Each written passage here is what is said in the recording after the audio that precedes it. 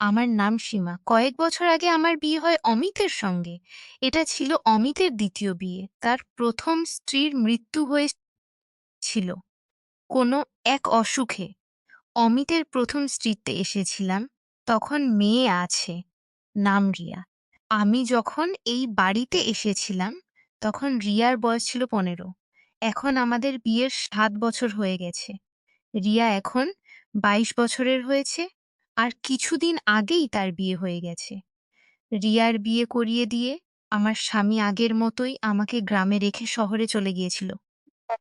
ওই আব- আমি আবার একা হয়ে গিয়েছিলাম নিজের বাড়িতে। অমিত শুধু রিয়ার বিয়ের জন্যই কয়েকদিনের জন্য গ্রামে এসেছিল, কিন্তু এত আত্মীয় স্বজন জড়ো হয়েছিল যে আমার সঙ্গে একা সময় কাটানোর কোনো সুযোগই পাইনি। শাশুড়ি বাড়ি পৌঁছে যখন আমার মেয়ে রিয়ার ফোন এলো, তখন সে বলল, মা, আমি এখানে খুব ভালো আছি। এই বিয়েতে আমি খুব খুশি। আমার স্বামী আমাকে খুব ভালোবাসে, সব সময় আমার সঙ্গেই থাকতে চায়, এক মুহূর্তের জন্য আমাকে একা ছাড়ে না। রিয়ার সব কথা শুনে আমি খুব খুশি হয়েছিলাম।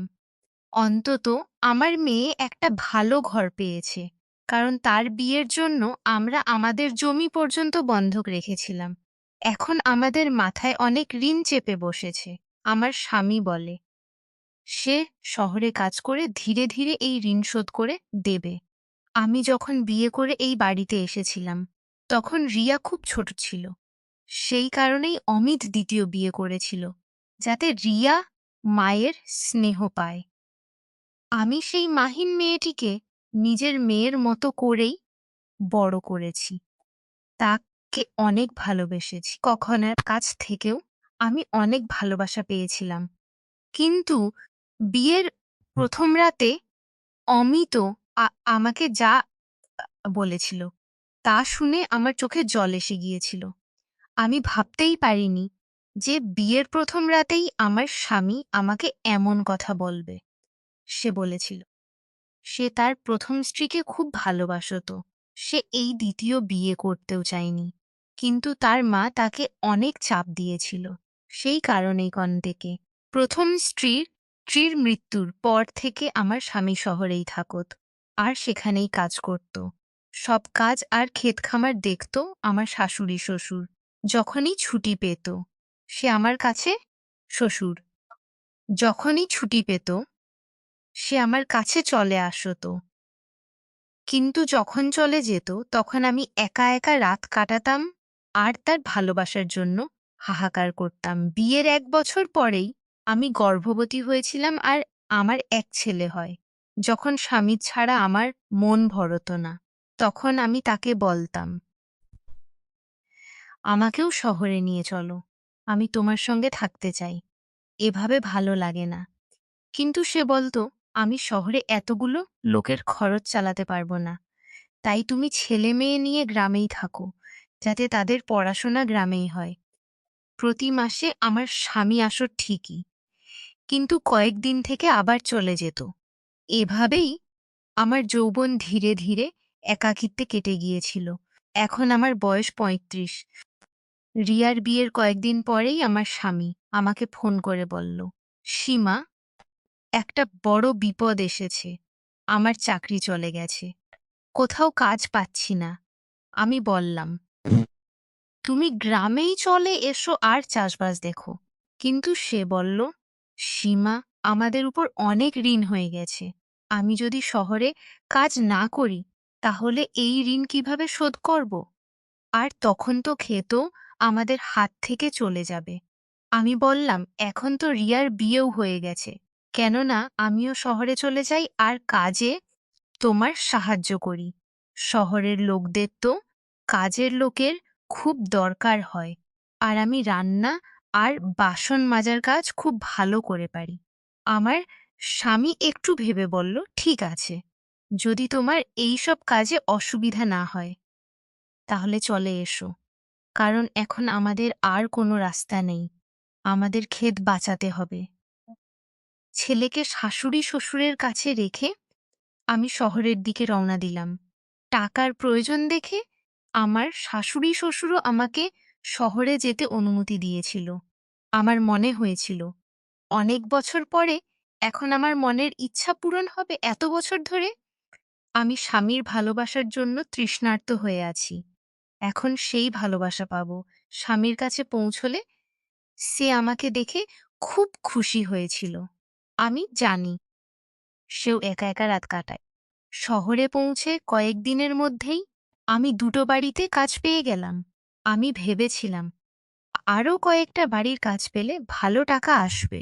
গ্রামের তুলনায় শহরের লোকেরা কাজের ভালো পয়সা দেয়। এক রাত কাজ শেষ করে আমি স্বামীর সঙ্গে কথা বলছিলাম, তখন বাইরে বৃষ্টি শুরু হলো। বৃষ্টি খুব জোরে হচ্ছিল আর থামার নামই নিচ্ছিল না। রাত প্রায় 12টার দিকে কেউ আমাদের বাড়ির দরজায় ধাক্কা দিল। আমার স্বামী এত রাতে এলো কেউ ভাবল এত রাতে কে এলো। সে উঠে দরজা খুলতেই দেখল বাইরে 4-5 জন হৃষ্টপুষ্ট যুবক দাঁড়িয়ে আছে। তাদের বয়স 35 থেকে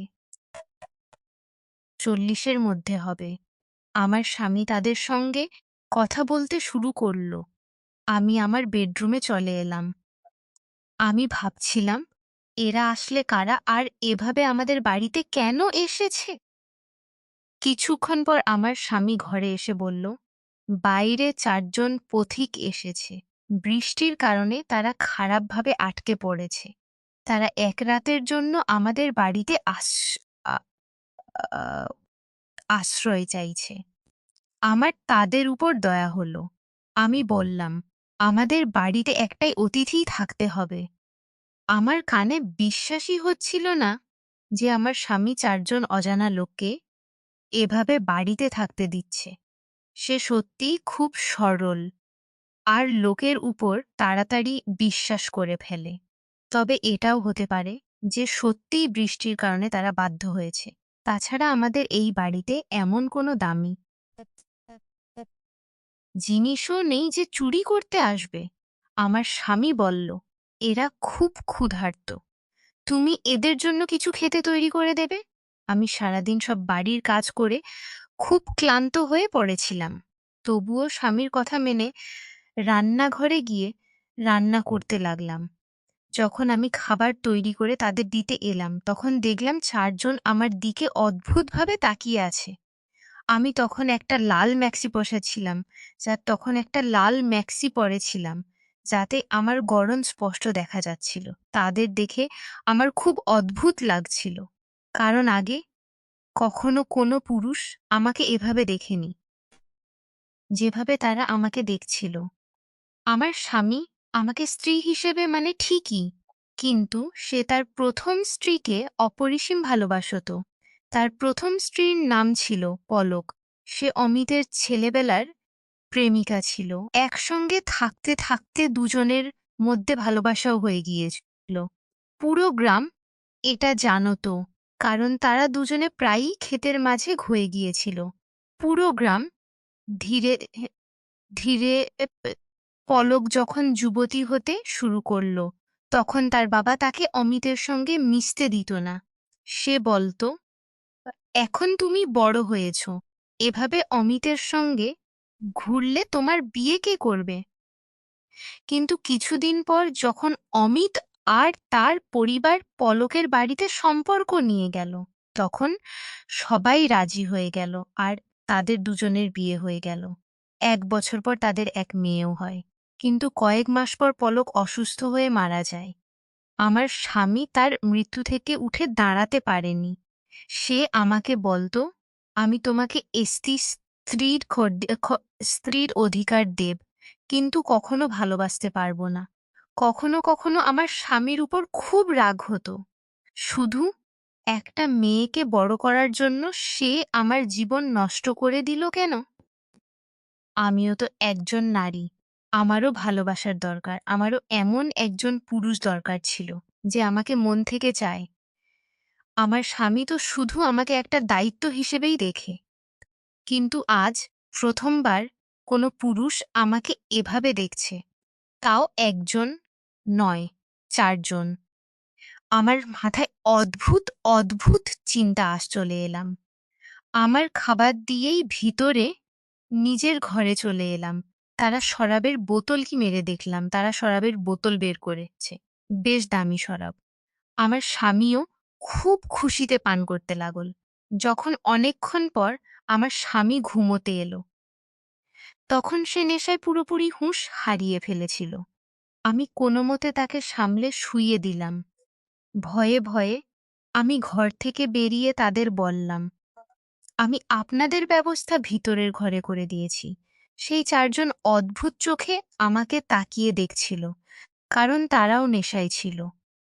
আমি তাড়াতাড়ি নিজের ঘরে চলে এলাম আর বেডরুমের দরজা বন্ধ করে দিলাম। তারপর শুয়ে পড়লাম। আমি খুব ক্লান্ত ছিলাম, তাই ঘুমিয়েও পড়লাম।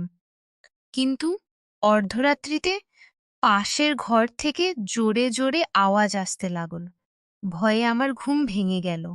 কিন্তু আমার স্বামীর কিছুই টের পেল না। সে গভীর ঘুমে ঘুমাচ্ছিল। আমার মন চাইছিল তাকে জাগিয়ে দিই, কিন্তু আমি জানতাম সে নেশায় আছে, উঠবে না। ধীরে ধীরে আওয়াজ আর হইচি বাড়তে লাগল। আমার মনে হলো উঠে দেখা দরকার। কোথায় এরা চোর তো নয়? আমার স্বামী তো যে কারোর উপরই ভরসা করে ফেলে। কিন্তু আমাকে এই লোকগুলো ঠিক লাগছিল না। প্রায় ১৫ মিনিট আমি এভাবেই বিছানায় বসে থাকলাম। তারপর সাহস করে বেডরুমের দরজা খুললাম আর যে ঘর থেকে আওয়াজ আসছিল সেদিকে এগোতে লাগলাম। আমার খুব ভয় করছিল। আমি আস্তে করে সেই ঘরের দরজা খুলতেই ভিতরের ৩ জন লোকের চোখ আমার উপর পড়ল। একজন দ্রুত আমার কাছে এসে আমাকে ভিতরে টেনে নিয়ে দরজা বন্ধ করে দিল। আমি খুব ভয় পেয়ে গেলাম। এরা আমার সঙ্গে কিছু খারাপ করতে চলেছে। আমাকে দেখেই তারা অদ্ভুত চোখে তাকাতে লাগল আর আমার কাছে আসতে শুরু করল। আমার গলা শুকিয়ে গেল। ভয়ে আমার গলা বন্ধ হয়ে গেল। তার চতুর্থ সঙ্গীর লাশ রক্তমাখা অবস্থায় ঘরের মধ্যে পড়ে আছে। এখন বাকি ৩ জন হয়তো আমাকে জ্যান্ত ছাড়বে না। আমি খুব ভয় পেয়ে গেলাম, কারণ আমি খুনের সাক্ষী হয়ে গেছি। সেই রাতে তারা আমার সঙ্গে যা করেছিল তা আমি কখনো ভুলতে পারব না। ঘরের মধ্যে আমার চিৎকার প্রতিধ্বনিত হতে লাগল। কিন্তু আমার স্বামী নেশায় এত গভীর ঘুমে ছিল যে কিছুই শুনতে পায়নি। সারা রাত কেটে গেল গভীর ঘুমে ছিল যে কিছুই শুনতে পায়নি। ভোরে যখন তারা চলে গেল, তখন আমি শুধু একটা ভাঙা শরীর আর ভাঙা মন নিয়ে পড়েছিলাম। পরের দিন সকালে যখন স্বামী ঘুম থেকে উঠল, তখন আমি কিছুই বলতে পারিনি। লজ্জা আর ভয়ে আমার কথা আটকে গিয়েছিল। সেই রাতের পর থেকে আমার জীবন আর আগের মতো থাকেনি। আমি বুঝতে পারলাম যে ভালোবাসার অভাবে আমি এতদিন কেঁদেছি। সেই একাকিত্বই আমাকে এই বিপদের মুখে ঠেলে দিয়েছে। আর আমার স্বামীর অতিরিক্ত সরলতা ও অবিশ্বাস্য বিশ্বাস আমাদের দুজনকেই এই পরিণতির দিকে নিয়ে গেছে। এ এখন আমি শুধু এটাই বুঝি, অজানা মানুষের উপর অন্ধ বিশ্বাস আর নিজের একাকিত্ব দুটোই একসময় বড় মূল্য দিতে হয়। হ্যালো বন্ধুরা, গল্পটি ভালো লেগে থাকলে চ্যানেলটি সাবস্ক্রাইব করে দিন। আর এর থেকেও মজার ভিডিও দেখতে আমার চ্যানেলে আপলোড করা সর্বশেষ ভিডিওটি অবশ্যই দেখুন।